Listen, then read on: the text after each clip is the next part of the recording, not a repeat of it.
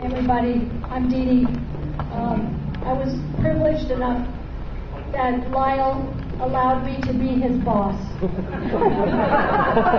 He wouldn't work for just anybody, I can tell you. That's true. But anyway, his dear friend Jay Proskovic sent this email, and he asked me to read it to you all. This is from Jay. During the 15 or so years that I knew Lyle, I am proud to say that he became one of my close friends and confidants. He helped me on many occasions and served as everything from a personal chef and mixologist to scenic painter and dramaturge.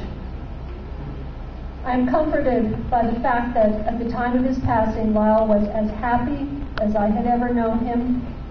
He was married to the love of his life. He was working at a job he loved. He was as pain-free as he had been in many years and had an entire community that loved, respected, and enjoyed his presence. The last photo I have of Lyle and Terry together is attached to this letter, and the look on his face says all that needs to be said. He was happy, content, and proud to be married to the woman on his arm. He was not a rich man, but possessed a fortune in the riches that cannot have a value placed on them. I remember quite well one particular evening when he was my chef for one of my infamous post-pageant closing parties. Since most of us were at the show until late, Lyle volunteered to come over and begin the appetizers and welcome any guests that might arrive early. As most of you know, Lyle had a fondness for mimosas and would routinely start the evening with a pitcher or two, which put him in a very festive mood to welcome guests. As the evening wore on, he imbibed many a cocktail or beer, I am not sure, but probably both. Now, Lyle was never one to keep his opinion to himself and never shy about making his feelings known, especially in an inebriate state. He took great pride in his mane and beard and always seemed to revel in his individuality.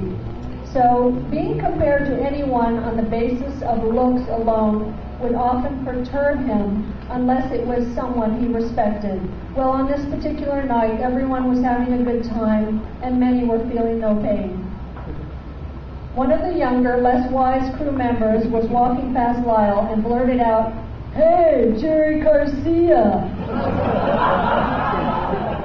Well, Lyle took exception to this and began a verbal assault on this young man that raised many eyebrows.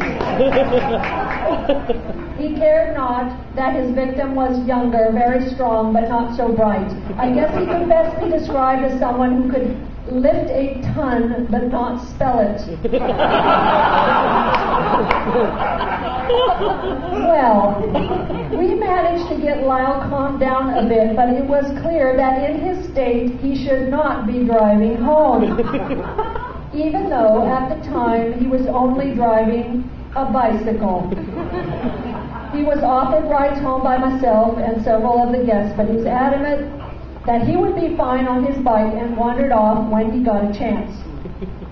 The next time I saw him, I asked him if he got home okay.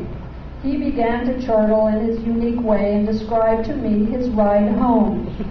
Now, a bearded, silver-maned man in a kilt riding a bike is a sight that many do not expect while driving PCH. Much less seen that man tipped over on the side of the road, struggling to stand upright while wrestling with his bike. I think he told me he fell over no less than 3 times on that ride home, and finally gave up trying to remount the bike and pushed it most of the way home. I can only imagine the looks on the faces of passers-by, turning their heads, looking right up the kilt of a tipped-over cyclist. Thank you, Lyle, for the great memories, your friendship, and your spirit. Laguna Beach has lost one of its characters, and the rest of the cast is left to carry on the show though it will not be quite as entertaining without you. Goodbye, my friend. I love WOW too. Thank you.